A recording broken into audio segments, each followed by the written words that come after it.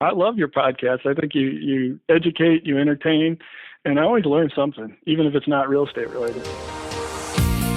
Welcome to the Creating Wealth Show with Jason Hartman. You're about to learn a new slant on investing, some exciting techniques, and fresh new approaches to the world's most historically proven asset class that will enable you to create more wealth and freedom than you ever thought possible. Jason is a genuine self-made multimillionaire who's actually been there and done it. He's a successful investor, lender, developer, and entrepreneur who's owned properties in 11 states, had hundreds of tenants, and been involved in thousands of real estate transactions. This program will help you follow in Jason's footsteps on the road to your financial independence day. You really can do it. And now, here's your host, Jason Hartman, with the complete solution for real estate investors. Welcome to episode 1610. And today we have a professor here to talk to you about some interesting stuff. Interesting stuff for sure. He is he's got more degrees than a thermometer. He's a sociologist, physician, and he conducts research on social networks. No, not like the movie, not like Facebook, but real networks in real life, right? And biosocial science. It's a 10th episode show, folks. And that means we're discussing a topic of general interest to make us smarter and more successful at living, not necessarily about personal finance or real estate investing. We'll be back with more of that good stuff tomorrow and all week until we hit episode 1620. Yes, that's how it works here. And you know that already because most of you are regular listeners, but for the newbies, I gotta always say that. So our guest will be with us in a moment. Fascinating interview, and that's coming right up. But right now, I want you to be very happy that you followed my advice and you invested in housing, residential real estate, because boy, the pain in the commercial real estate market is pretty tough. Just like that bomb dropping, it's no fun to be there. So 63 Bed Bath & Beyond stores are going to close by the end of this fiscal year. I don't know if that's the calendar year. The fiscal year is not always the same as the calendar year for big C corporations. See, if you have an S Corp, my understanding, I'm not a lawyer or a tax advisor, disclaimer, #disclaimer. If you have an S Corp, meaning flow-through, pass-through income, a lot of you have your LLCs. If you have an LLC, you elect to have S Corp treatment. Corporation could be a subchapter S or a C Corp.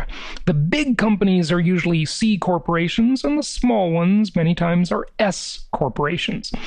And so the C Corp gets to have whatever fiscal year it wants. It can be from April to April, or it can be from July to July. Doesn't matter. But an S Corp has to go with a calendar year. So that's why I say that. But in Manhattan, Home Depot is expanding into one of the spaces that Bed Bath & Beyond is leaving behind. That's interesting use. Those city slickers do need some hardware. So that's good. Okay, so listen to this one. This is an only number, only 17.6% of workers returning to the office as of November 25th. Okay, that's it, right? That means there's 83% not returning. And that's already down from 27% as of November 10th. So in 15 days, another 10% of people decided, hey, they weren't coming to the office. They weren't coming back. Or their employers decided that. Or the government decided that if you live in a dictatorial regime like California. Sorry, Californians. I just want to help you get out of that state. Listen, I'm from there. It's a beautiful place, but man, it's just inhospitable toward human life.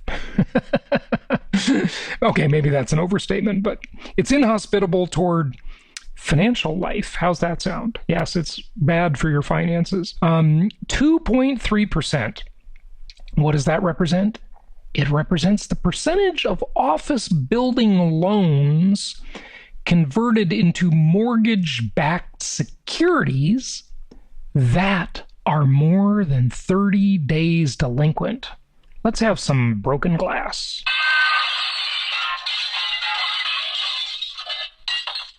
I don't know if you could tell, but that was broken glass.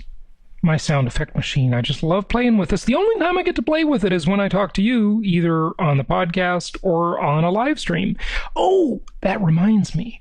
It reminds me. And I've got to remind you, if you weren't on our live stream yesterday, we've been doing these Sunday morning coffee talks, right? Every Sunday at 8 a.m. Pacific and 11 a.m. Eastern, but we are changing the time for our regularly scheduled. Now, we do some surprise impromptu live streams, which is why when you subscribe to our YouTube channel, you've got to hit that notification bell so that you are notified when we do an impromptu live stream. Because sometimes, I just get in a mood and I got to go talk to the people. The people! That's you. Okay, so we're changing the time of our Sunday live stream. And the new time is Sunday afternoon if you are in the Pacific time zone, overpaying on your taxes and overpaying for your housing. That'll be 4 p.m. for you Pacific time people and 7 p.m. for you Eastern time people. So 4 p.m. Pacific, 7 p.m. Eastern, every Sunday. That is the new time for our live stream. And, we could always change that too, but we're going to try this one. So we'll see you there on Sunday. And then it seems that pretty much every other week, so far, so good, Adam and I are getting together and we are doing a live stream every other Wednesday morning at about 9:30 or 10 o'clock Eastern. Okay? So you can catch us there on Facebook and YouTube for that one as well. If not, it'll be on the YouTube channel recorded. But a lot of you like to participate live and ask questions and make comments and heckle us. And hey, we know you heckle with love. Well, most of you. Some people are evil and they don't heckle with love. They heckle with meanness. And they're bullies and I need a safe space. Do you ever feel like you need a safe space? Not really. It's like, folks, grow up. We don't need a safe space. We can handle it. But I don't know if we can handle what's coming up because millions of people, now this is not good news, folks. Millions of people are set to lose those big federal aid programs, and some of those people, the number is actually about 8.7 million of them, their pandemic unemployment assistance bonus is going to expire the day after Christmas, December 26th. If the powers that be don't come to the rescue, and I want to say it right here, folks, I think the powers that be are going to come to the rescue.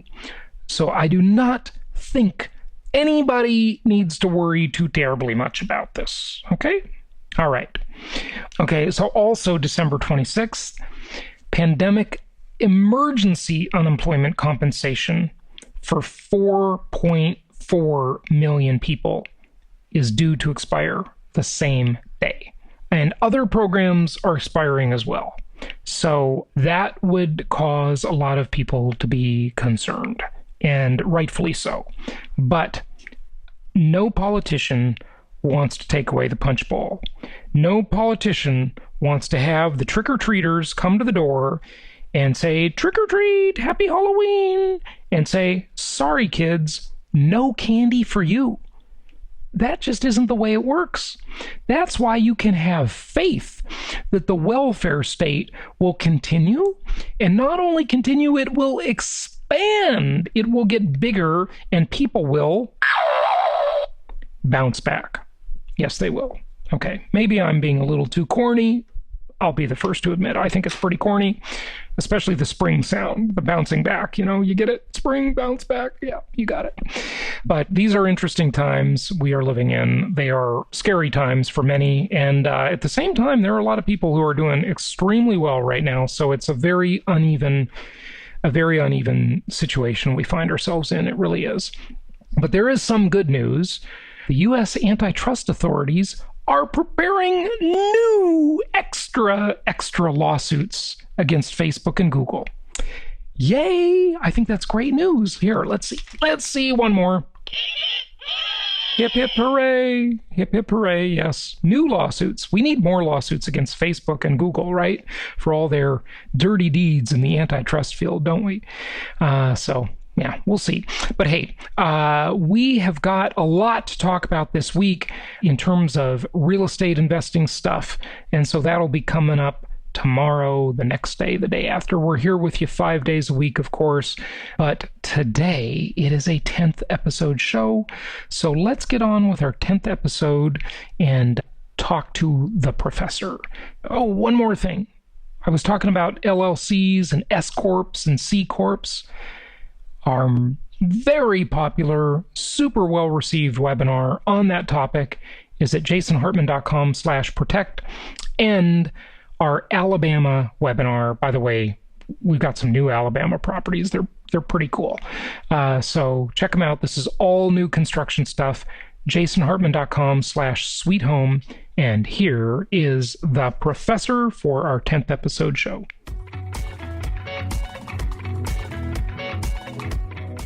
It's my pleasure to welcome Nicholas Christakis. He is an MD, a PhD, and a Master of Public Health. He's a sociologist and physician who conducts research in the areas of social networks and biosocial science. He directs the Human Nature Lab. His latest book is Apollo's Arrow, but he's author of several other fascinating books, including Connected, The Amazing Power of Social Networks and How They Shape Our Lives, and Blueprint, The Evolutionary Origins of a Good Society, as well as several others. Nicholas, welcome. How are you? Thank you so much for having me. It's good to have you on. And where are you located? Are you at Yale today? Well, let's just say I'm up north in the mountains. No, I'm in Vermont. Good stuff. Good stuff. Well, tell us a little bit about Apollo's Arrow. That's your most recent book. And let's just dive into that one first. Well, I think everyone who's listening to this is probably been spending a lot more time than they want to thinking about the coronavirus pandemic. And I think one of the messages I would try to get across is this very unnatural and alien way we have come to live now. All of us, working from home and not seeing our friends and having schools closed down, and millions of Americans have lost their jobs.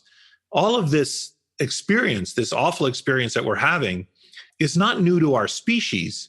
It's just new to us. Plagues have always been a part of the human experience.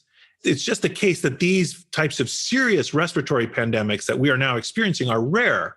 They come about once every 50 or 100 years. And so we are having a once in a century type experience. It's like flood insurance. Most routine stuff is not a problem, but once every 100 years, you get a big one, which is if it's a 100-year flood zone, right? Yes, yeah, exactly. So that is sort of what we're having. We're having a kind of once in a 100-year respiratory pandemic, which is also outside of the living memory of many people. So what I try to do in the book is I try to provide a deep understanding of the origins of coronavirus, the current status that we're facing, and how it will end, how the pandemic will end. And I position this pandemic, this experience that we're having, in the history of thousands of years of pandemics, where people, with bubonic plague or polio or HIV, for example, or the 1918 influenza pandemic or Ebola outbreaks. These are features of human experience, and we have evolved biologically and have also developed a kind of social and historical memory for how to cope with these types of plagues. So I guess my first question on that is, does this rise to anywhere near the level of severity of these other pandemics and plagues that we've had? I mean, you take the Spanish flu 102 years ago, that seemed far more serious than this. Yes. Or, a lot of people now are starting to really believe that this whole thing is totally overplayed and, never let a good crisis go to waste type thing. But you're an expert. You're a public health expert, right? You're a doctor. And then kind of my follow-on question to that is the cure worse than the problem, or at least the reaction? It's not the cure, but the lockdowns and so forth. Well, let's talk about both of those things. First, let's acknowledge that about 250,000 Americans are known to have died of coronavirus. And there's some people who question those numbers, but really those numbers are quite solid. And if one of your listeners is thinking, yeah, but those people would have died anyway of something else, just ask yourself, just ask yourself how you would feel if you had cancer and you were hit by a bus. Would we say that you died from cancer, or would we say that you died because you were hit by a bus? You wouldn't have died if you'd not been hit by a bus. So just because you have diabetes and you die of coronavirus doesn't mean we can just say, oh, never mind, you would have died of diabetes anywhere. No, you were killed by coronavirus. That is certainly a fair statement, because you might have lived with diabetes for the next 5 years or 10 years, depending on how serious it was. But I get it. I totally agree with you. But that's the same with all causes of death. So you could have multiple conditions. You could have cancer and a heart attack. And if you die of the heart attack, we say you died of the heart attack. You also had cancer. It's true, but the thing that killed you, but for which you would not have died, was the heart attack. So this idea that we can somehow define away the problem, say, oh yes, 250,000 Americans have died of COVID, but it doesn't count, is just wrong from the point of view of how we have measured deaths for hundreds of years. First point. Fair enough. The issue, though, gets into one of, it's always follow the money, right? And there's a financial incentive to call these coronavirus No, deaths, there's not. right? That's a falsehood. Okay. No, absolutely not. In fact, hospitals are losing money. One of the deep ironies of our healthcare system is that our healthcare system is organized in a fashion that many small hospitals around the country are closing or are at threat of closure. And many large hospitals have lost many millions of dollars because we pay for elective procedures. And so at a time in our nation's history when we most need our healthcare system, we don't pay well for taking care of people with infections. You get much more money by having these highfalutin procedures, which is already a pre-existing screw up in the way our healthcare system is organized. So many, many hospitals were dying to reopen their hospitals to start doing more knee surgeries and elective, plastic surgery procedures, because they make a lot of money on those, but you don't make a lot of money taking care of someone who's dying of an infection. So no, this is also a myth.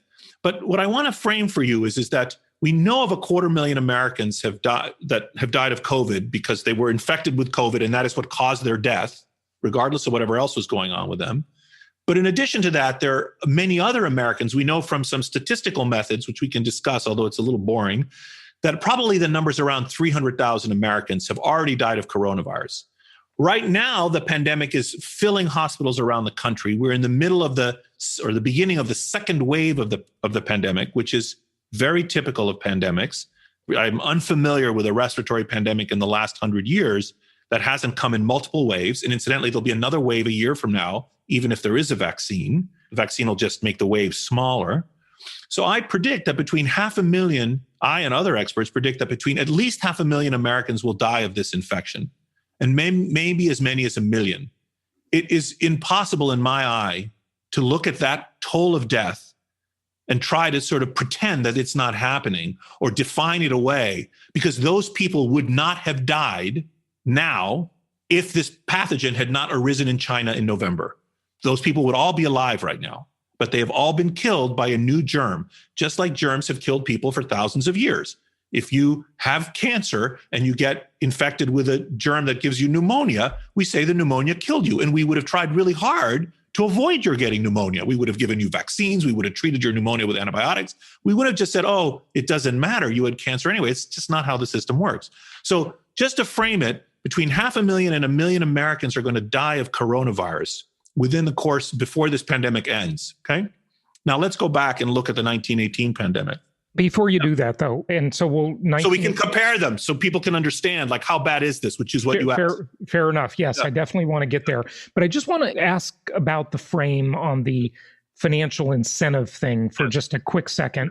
I agree with you that the hospitals seem to be suffering from the loss of those lucrative elective surgeries, like the knee surgery and so forth like that. But, maybe that's not the right way to look at it. Maybe the way to look at it is, look, once the patient is there, they've got something, and if they pass, calling it COVID gets them the $30,000 from the government, right? Versus, battling with the insurance companies over whatever else they might call it. That's all I'm saying. It's a small distinction, but it might be important in the stats. It would require a level of misbehavior and fraud on a scale that, to me, strains credulity. The way these systems are organized, as speaking as someone who has certified hundreds of deaths, I've found lots of death certificates, I've done this. Speaking as someone who has studied insurance claims data and the diagnostic data, this would strain credulity in my view. There is, you are right, an elaborate bureaucracy for reimbursing hospitals according to different things. And you are right that if you die of two different things, and if the hospital believes that you can plausibly be assigned to have died of two, equally plausible without lying that you've died of those two things, they might pick the thing that pays more money, which itself is an indictment of our whole healthcare system and how we're organized. Certainly, yes. Yes. Okay, all of that is nuts, okay? Yeah. But all of that preceded coronavirus. And this idea that somehow we are falsely inflating the number of deaths just does not fit with all the data. And besides which, even if you don't want to rely on the death data, which is what I take as the most reliable source, you have all the case data, you have the hospitalization data, you have data that isn't subject to this potentially perverse financial incentive, which also shows millions of people with these infections. And then coming back to your original question, now 10 months into the pandemic, we know quite a bit about this virus. There are a number of important epidemiological properties that one can understand about a virus. Let's start with just two of them, the two most important ones. One is, how deadly is the virus? This is called the infection fatality rate, or the IFR. Now, there's been a lot of hot debate about this and so on, but I can tell you that now there have been something called meta-analyses where people combine information from many different studies using many different approaches to try to really understand how deadly is this virus. Keep in mind, we do this not just for coronavirus, but for many viruses. There's a whole group of scientists whose whole careers for decades has been devoted to this topic. And when they deploy the methods they've used for multiple other conditions and they study this condition, we know that the virus will kill between 0.5 and 0.8% of the people that it infects. So its IFR is between 0.5 and 0.8. Now, one of the weird things about this virus is that about half the people who get it have no symptoms, which is good news on one level, but bad news on another level. It's bad. It's good because, great, it doesn't kill you. It's bad because it confuses people into thinking maybe this isn't such a bad virus, because many who get it are spared. So the man on the street thinks, oh, well, it's not so bad. No, this is a bad virus. A pathogen that kills between 0.5% and 0.8% of the people who get infected with it is very bad. And if you get symptoms of it, because half the people don't get symptoms, if you get symptoms, then your risk of death is double what I just told you. Between 1% and 1.6% of the people who get symptoms of coronavirus will go on to die. That's a bad pathogen. Now, it does vary by age. This is also true, and we can discuss it. But overall, it's about, let's just say, 1% of the people who get it will die of the condition. So that's the first number. The second number is the contagiousness of the pathogen. And this is something that the person on the street is now familiar with, or if you don't understand it, you should watch the movie Contagion or World War Z, which is another great movie worth rewatching. I didn't see World War Z, but I saw Contagion. Yeah, they're both really good. Yeah. Now, in Contagion, the pathogen there, by the way, the lethality of the pathogen is about 30% of the people who get it, not 1%. 1 in 3 approximately die. Now, just to understand, as a tangent on our conversation, we are lucky that the COVID-19 is not more deadly. There's no God-given reason it's not more deadly. It could be killing 10 times or 30 times as many people. And if it were so deadly, we would be having today an experience like Europeans had during the Middle Ages with the bubonic plague. We would be annihilated. And people need to understand that we are just lucky that this pathogen, bad as it is, killing 1% of people infected, is not worse. It could have been much worse, okay? Mm-hmm. So the next thing is this, in the movie Contagion, it killed lots of people, but let's go back now to what we were talking about, which is... The comparison of 1918. Yeah, how contagious the disease is. So this is quantified by something called the R naught, the R sub zero, which is what is the intrinsic capacity of the virus in a normally interacting host population that has no immunity to create new cases. So in the case of this virus, for approximately, for each person who gets it, they create between 2.5 and 3.5 new cases. Let's say 3, okay? So each case, the intrinsic spreadability of the germ is that each case can create 3 new cases. Of course, if we all live apart, if we spread out and do physical distancing, then it can't do that. But the intrinsic infectiousness of the pathogen is still the same, regardless of what we do. So if you take these two numbers, how deadly is a germ, and how spreadable is a germ, and you plot them on a graph, and you look at all the respiratory pandemics from the last 100 years, the worst one would be 1918, the most deadly and the most spreadable, up in the right-hand corner of the graph. The second worst one up until now was the 1957 influenza pandemic, which killed about 110,000 Americans back then, which would be about 220,000 today. That's the second worst one. And then there are all the others. For example, there was the 2009 H1N1 pandemic that nobody remembers because it didn't kill people. It spread a lot, but it was mild. It was like the common cold. So no one remembers that. That'd be down low here. Mm-hmm. This pandemic that we're experiencing right now, by those two numbers, is the second worst pandemic we have had in 100 years. It's not going to be as bad, thank God, as 1918, but it's worse than 1957. And it will kill, as I said, between 500,000 and 1 million Americans. We as a nation need to take this seriously. We can't wish it away. We can't pretend that our generation of people, compared to all of human history, for what reason, I'm not sure people would think this, would be spared a plague. Why? Why are we so because the modern mind thinks that technology and science have solved every problem. Yes, but then when the scientists tell you this is serious, pay attention, do X, Y, and Z, people think, oh, well, people are making up. No one is, I'm telling you the truth about what is happening to us. And there are thousands of scientists who've devoted their entire careers studying these exact things. Now, it's true, scientists get things wrong. They debate among each other, and we can talk about that. But the principle of science is that it's self-correcting, that if I say something wrong as a scientist, some other scientist will come up and say, no, wait a minute, here's my evidence for why you're wrong. And so slowly we get more and more knowledge. And the things that I've told you so far have been robustly demonstrated. They're very uncontroversial from a scientific point of view. Okay, so what is the solution? Is it more lockdowns and quarantines? Is it the vaccine? When you look at these vaccines, what are your thoughts about them? It's still very early, obviously. And then how does this whole thing end? Yeah, so I discussed that in Apollo's Arrow at length. And that's why I brought it up, because you've got a chapter with that title. Yes, exactly. So just as a sidebar, our ability to invent vaccines in 10 months and show that they work is miraculous. Yeah. And we are lucky that our time in the crucible happens to occur at a time when humans actually have the capacity to invent these countermeasures in real time. No previous generation ever has had this capacity. But the vaccine is not going to be a panacea. I don't want people listening to this to think, oh, well, never mind.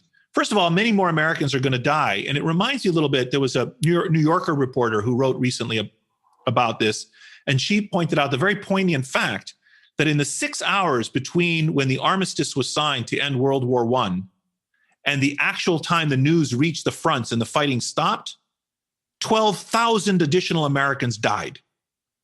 Needlessly, in 6 hours, 12,000 Americans died just because the news hadn't gotten stop fighting, okay? Yeah. Similar things happened during the Vietnam War. And it would be a deep irony in our country if we lose another 100,000 or 200,000 Americans because people don't behave well right now while we wait for the vaccine to be rolled out. So yes, the vaccine has been invented, but we need a bunch more steps. We need to manufacture millions of doses. This will take time, hundreds of millions of doses. We need to distribute them. Not every hospital or pharmacy has the right refrigerators to store these vaccines. Then we need to get people to take the vaccines. So meanwhile, while all of that's happening, the virus is still spreading. So we have to continue to behave well until such time as we can vaccinate at least half of the American population. Okay, so define behaving well. I think I know what you're going to say, but... Well, we have to, if we wish to avoid death in ourselves and in our communities, we have to do minimum things at a minimum: wearing masks, keeping physical distancing, avoiding needless congregations of people. Don't go to restaurants, don't go to bars. If you consolidate your shopping trips, instead of going out to shop twice a week, go once a week, make a list, be efficient, minimize your exposure, thin out the density of people in public places because you're only going out once, not twice per week, etc. All of these sort of basic things. Tolerate school closures, don't complain about them. We need to, as a nation, grow up. We need to face this enemy with maturity and wisdom. And we can't be like children and put our heads in the sand and say, oh, well, it's probably nothing. Or I deeply wish that we didn't have to have this pathogen among us. I want my life back that I had a year ago, but that's not the world I live in. I live in a real world in which viruses sometimes afflict us. And incidentally, cholera and other epidemics like Ebola afflict other parts of the world all the time. We in the United States seem to somehow think that we're not going to have this. So from my perspective, as a nation, we need to band together. We need to work as we have as a nation before to meet serious challenges and let our experts and our scientists and our military and all of the other people that will be required to deal with this threat do their jobs and do our part as well. Now, so what's going to be required then is we're going to still have to live in a temporarily changed world. I would say at least until the end of 2021. In the book, I say sometime in 2022, before the biological and epidemiological impact of the virus is behind us. At that point, it'll be behind us. But it'll still then take another couple of years to overcome the psychological, social, and economic impact. So, for example, in the real estate industry right now, just like with every other pandemic for thousands of years, people flee the cities and go to the rural areas.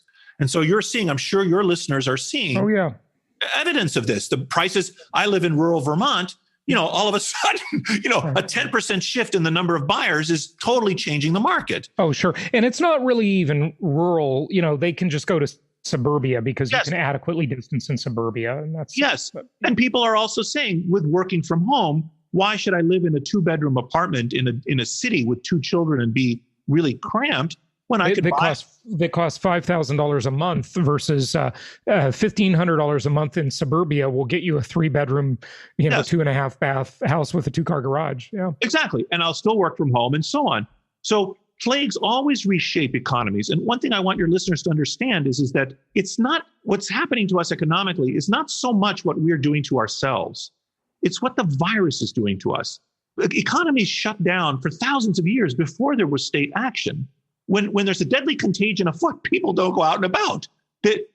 For example, during the plague of Justinian, 1,500 years ago, John of Ephesus, a priest, talks about how everything slowed and ceased, and the economy stopped. Okay, so most of what's happening to us is not what we're doing to ourselves; it's what the virus is doing to us. It's not and if anything, the weak responses of the politicians, beginning at the White House and many governors, the weak response to the politicians, because they're lagging. They did not show leadership. They did not do what they should have done early on.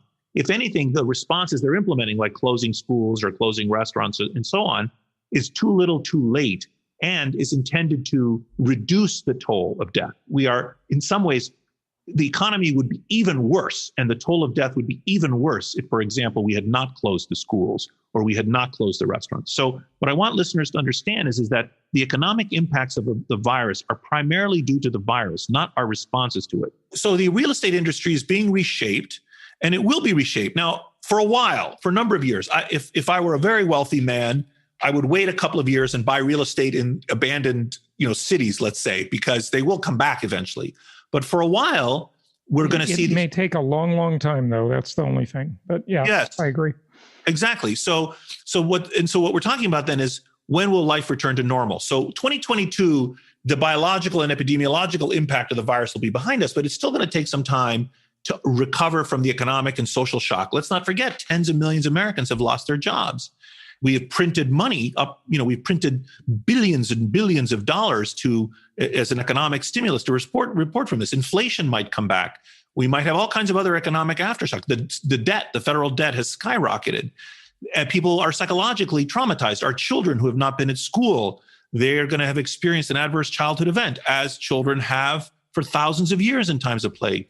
these things will take time to unravel. So my prediction is that, judging from past plagues, that it'll be a couple of years. It'll be 2024 before we begin to have what I think will be the 21st century equivalent of the Roaring '20s after the 1918 pandemic. So I'll say one more thing and then I'll shut up. So that's what I've wondered about that, and I've really studied and thought a lot lately about the Roaring '20s. It's interesting you should say that, because, I'm sort of wondering if part of that roaringness, if you will, of the Roaring '20s was actually a response to the Spanish flu that, by the way, should be called the Kansas City flu, I guess. Yes. But, because that's where it really started. Probably. We don't know for sure, but yes. Well, yeah, we don't know anything for sure, but, probably. Was it sort of like people felt this sudden burst of optimism and thought, oh my gosh, this weight is lifted off of our shoulders, and now let's go out and have fun, spend money, live like there's no tomorrow. Yes. That is a thing, right? Yes. I was thinking that. Yes, you're exactly right. And that's what I think is going to happen. So, for example, during times of plague, including now, things like religiosity goes up, right? There are no atheists in foxholes. So for thousands of years, when an epidemic is afoot, the plagues, this is an ancient threat. It's in the Bible. The book is called Apollo's Arrow because this is the opening of the Iliad, one of the canonical writings of the Western canon, the Homer's epic poem, the Iliad, which describes events from 3,000 years ago, was a plague. That's how the book begins, okay? Sure. Shakespeare talks about plague. So, but during times of plague, people get more religious. They get more abstemious. People save money. They become risk averse, for example. And usually when the plague ends, those things reverse. So people return to their prior level of religiosity. They spend liberally. There's often sexual licentiousness. People relentlessly seek out social gatherings, nightclubs, bars, pubs, political rallies, music and sporting events, and so on. There's often an artistic efflorescence that occurs. So I think that something similar is likely to happen in the 21st century, beginning around, these are approximate dates, 2024, not dissimilar from the Roaring '20s. And it sounds like you and I think alike about this topic. Yeah, interesting. Well, I'd like to switch gears and talk about a couple of your other books. We've got a few minutes, and talk to us about Blueprint, how that a good society is created. I'm just share with the listeners or viewers your thesis behind that book, if you would. That was a book I published in 2019, and it took like 10 years of work. There, what I'm interested in is how our evolution has shaped not just the structure and function of our bodies, and not just the structure and function of our minds, but also the structure and function of our societies. And I look at a host of traits that I call the social suite, our capacity for love and friendship and cooperation and social learning and teaching, the fact that we teach each other things, and traits like that, traits that we manifest between ourselves. I'm not interested in whether you love yourself or are kind to yourself or are just to yourself. I'm interested in whether you love others or are kind to others or are just to others. Those are traits that we manifest between people. And I'm interested in how evolution shaped those traits. And I show in the book how we have been shaped by natural selection to have these wonderful qualities, which lie at the root of a good society. And I look at a number of things. I look at, for example, the history of people who've, shipwrecks. The book opens with a chapter on shipwrecks, where I say, okay, what if you were like a crazy scientist and you wanted to do an experiment on like what was the natural social order that a group of people would make? What you'd love to do is take a group of babies and abandon them on an island and somehow miraculously have them be fed and raised, and then come back and see, well, what kind of social organization did they make for themselves? Incidentally, this experiment has been conceived of by wealthy emperors and kings for thousands of years. It's been called the forbidden experiment. But there are stories that some kings have tried this. They typically have been interested in what kind of language comes naturally to us. And so what they would do is they would take a couple of babies and give them to a mute shepherd to raise up in the mountains, and then see what language did those children speak if they'd never been exposed to language. Yeah, right. These are experiments you can't ethically do. No, that's right. That's why it's called the forbidden experiment. Yeah. So I said, well, what's a proxy for that? And a proxy for that might be shipwrecks. And I look at all the shipwrecks that took place between 1500 and 1900, and I found something like 20 cases where at least 19 people were stranded for at least 2 months on some faraway shore. And I looked at all available records. Isn't this almost like the Blue Lagoon movie? Yes, a little bit like that, except with a larger number of people and a little bit less adolescent sexuality. Too small a sample, yeah. Yes, exactly. But yes, anyway, so in the book, that's just the beginning of the book. The book does a whole bunch of things, Blueprint does, and then attempts to provide an account. I also looked at, those were inadvertent experiments in social order, and I also looked at advertent or deliberate attempts at social order. I looked at the history of communes. For thousands of years, people have said, society's screwed up. Let's go and make a new society. And a group of people go to the mountains somewhere and try to make a new society, but they almost always wind up reinventing the same kind of society. And on and on and on. And so I look at all of this and I try to explain what are the fundamental reasons and meaning of how people live together. And so what are some of the insights from that? I mean, to share something with us on that, because when you said communes, I've got a question about that, but go ahead. Well, no, it's a whole book, so it's hard to summarize. But the point is, let me just give us an aha or two. Well, okay, let me give you one little story or idea. I think it was either 1849 or 1869. I can't remember right now. There was almost a perfect natural experiment in the South Auckland Islands, south of New Zealand, just north of Antarctica, a very godforsaken, very cold place. Two different shipwrecks occurred on the same island in the same year on opposite ends of the island. It was almost a perfect natural experiment. Mm-hmm. On the southern part of the island, the Grafton wrecks. 5 men are swept ashore, and as the boat crashes onto the shore, the captain is sick with a fever in his cabin. The other 4 men make it ashore, and they have to decide what to do about the captain. And they set up a rope line, and they risk their lives to save the captain's life by ferrying him, sick as he was, through this rope from the surf onto the shore. And these men then proceed to work together, and they do a bunch of things. They set up a school among themselves where they can teach each other things. There was like a Norwegian and a Portuguese and a Frenchman and a Brit. They were sort of ethnically diverse as well, which is sort of interesting. So they taught each other foreign languages. They built a cabin. They were very resourceful. They lived for about 2 years on the island, and then eventually were able to fabricate a boat, sail away, and bring back help, and they all survived. At the same time, on the northern part of the island, the Inverco crashes. 19 men make it ashore, and one of them is injured. He's at the bottom of these cliffs. They're at the bottom of the cliffs. And they have just what's in their pockets, a little bit of hardtack. One of them has some matches. They're able to light a fire. And then in the kind of disaster that is the stuff of like comic strips, they're trying to dry their matches by the fire, and then the matches all ignite. So they lose their whole supply of matches, after getting the fire started with one match. And they decide that they're going to have to scale the cliffs, but the injured man is abandoned to die at the bottom of the cliffs. Mm-hmm. And of those 19 men, all but 3 of them die before they are eventually rescued off the island by a passing ship.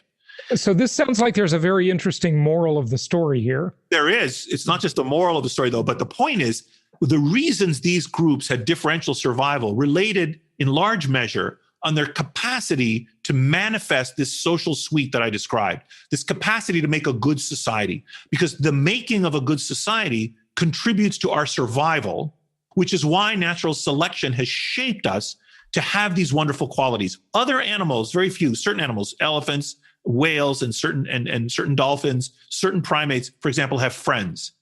Many listeners are taking it for granted that they have friends. Why? Other animals don't form long-term non-reproductive unions to other members of their species, but we do. We do it. Elephants do it. Elephants independently evolved to have friendships. Dolphins independently evolved to have friendships, and we do it in certain other primates. So it's astonishing, this capacity for friendship that we have, where we would make sacrifices for people who are not genetically related to us. Is that really out of a quid pro quo kind of idea? Or, do we just realize that there's a greater good? Well, you'll have that's discussed. There's a very subtle point that you just made. The quid pro quo, friendship is not a market type exchange, because think about it. A quid pro quo is exactly the antithesis of what friendship is. If you said to your friend... Well, fair enough, but it's maybe like a layaway, right? Certainly friends do things for each other, and some people, sadly, enter the bargain that way, and you can usually ferret them out because they're two on the take, if you will. But, there's certainly an element of that, right? But generally... What I'm getting at, by the way, in bringing that up, and I know we've got to wrap it up fairly soon here, but is I'm getting at how far do you take this idea? If you look at like the kibbutz, the Israeli kibbutz, and then you look at, Karl Marx and, communism and the disaster that was, where do you go on that? Yeah, so go ahead. So no, I discuss kibbutzes at length in Blueprint. That's a very good and interesting example. And I also discuss, to some extent, and take to task certain communistic ideas that I think are unnatural. They don't work, actually. But that's a different point. The origins of friendship are very interesting. The cooperative interactions that are quid pro quo also exist in our species. I'll give you this, you give me that, which lies at the foundation of market exchange. But friendship is altogether different. If your friend says, here, let me borrow, here's my car. Your car is broken. You can use my car for a month. I don't need it. Don't worry about it. And you say, that's okay, Bob. I'll repay you next week. That's not a friendship. You would never say that. If you said that, your friend would be, what do you think this is? You think I'm renting you my car? No, we're friends, of course. And not only that, but friendship typically, not only do they often have asymmetric, but they have heterogeneous exchanges. In other words, friends do different services for each other. For example, you might take my child in for a summer internship. And then 5 years later, you might ask me for some totally different favor. Can you borrow my house for your daughter's wedding or something? They're completely dissimilar, separated in time, in nature, in extent, that is to say how big the favors are. Sometimes they're never repaid. And not only that, but we evolve to feel good in the presence of our friends. Ask me this, when you get together with friends, you get that good feeling? That good feeling you get in the presence of your friends was shaped by natural selection. Anyway, there's lots of examples or discussion in the book about the origins of friendship that provides a deep explanation for why we do that and why it's different than certain other kinds of interactions people might have. Incidentally, it's that capacity for the free exchange of information and for working together and for cooperation. These are the tools we're going to use in order to beat the virus. The way we survive this epidemic is by working together. You alone can do nothing to stop the epidemic. We have to work together to stop the epidemic. We have to exchange information with each other, and our capacities to work together and share information and the origins of those capacities are in fact the subject of Blueprint as compared to Apollo Zero. Yeah, very interesting. Well, I know we've got to wrap it up. Nicholas, thank you so much for these insights. And that was a good way to bring it back kind of full circle onto the pandemic discussion.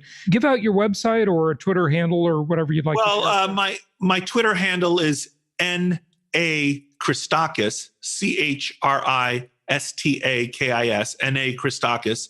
Apollo Zero, The Profound and Enduring Impact of Coronavirus on the Way We Live is, of course, available on Amazon and bookstores everywhere. And if you're technically interested, my website is humannaturelab.net, humannaturelab.net. And you can find all our scientific papers and a bunch of other stuff there if you're so inclined. Nicholas, thank you so much. Thanks for joining us.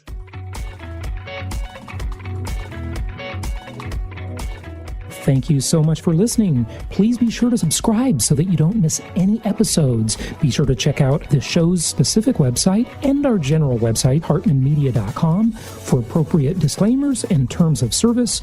Remember that guest opinions are their own, and if you require specific legal or tax advice or advice in any other specialized area, please consult an appropriate professional. And we also very much appreciate you reviewing the show. Please go to iTunes or Stitcher Radio or whatever platform you're using and write a review for the show. We would very much appreciate that. And be sure to make it official and subscribe so you do not miss any episodes. We look forward to seeing you on the next episode.